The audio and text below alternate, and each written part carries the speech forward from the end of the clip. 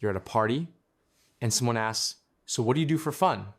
And you almost say, "Nothing," with no one, in complete silence. But you catch yourself because that sounds depressing, right?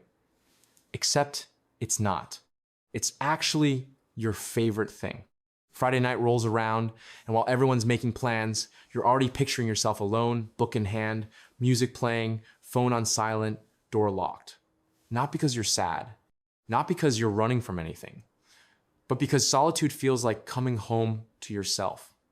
So why do some people crave alone time like oxygen, while others can't stand 5 minutes without company? What's happening in the brain of someone who genuinely, deeply enjoys being alone? Let's unpack the psychology of the solo artists. The lone wolves, the people who aren't lonely, they're just selective. First, let's bust the biggest myth. Liking to be alone does not mean you're lonely. Loneliness is a painful disconnect, a longing for connection you don't have. Solitude, that's a choice. It's intentional, restorative, even joyful. Psychologists distinguish between these two states because they activate completely different emotional responses. Loneliness triggers stress, anxiety, a sense of lack. Solitude triggers calm, creativity, self-awareness.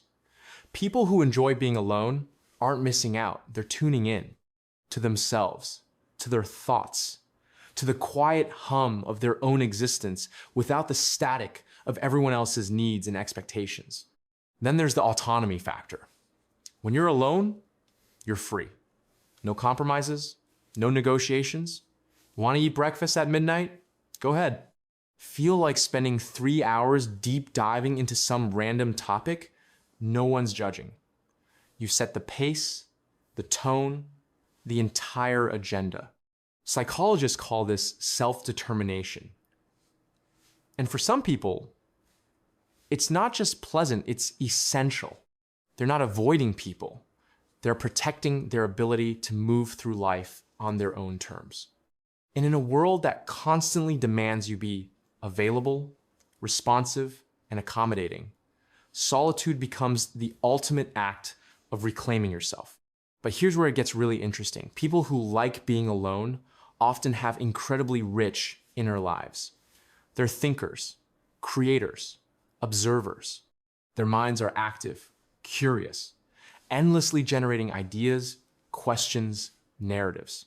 They don't need external stimulation because there's already a whole world happening inside their heads. Maybe it's you, maybe someone you know.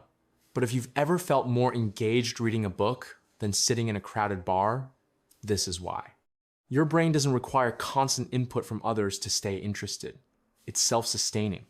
There's also a sensory and emotional regulation piece. Social interaction, even positive interaction, requires energy. You're reading faces, interpreting tone, managing your own reactions, staying present. For highly sensitive people or introverts, that's draining. Solitude isn't escape, it's recovery. It's where they process the day, sift through emotions, and let their nervous system settle.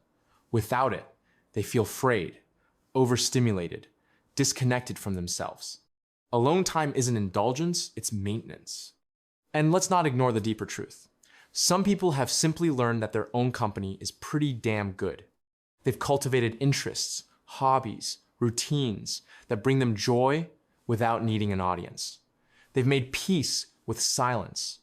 They've stopped mistaking aloneness for loneliness and started recognizing it for what it really is: freedom, clarity, and a kind of intimacy with yourself that no one else can provide. So if you're someone who turns down invitations not out of fear, but out of genuine preference, you're not broken. You're not missing some social gene.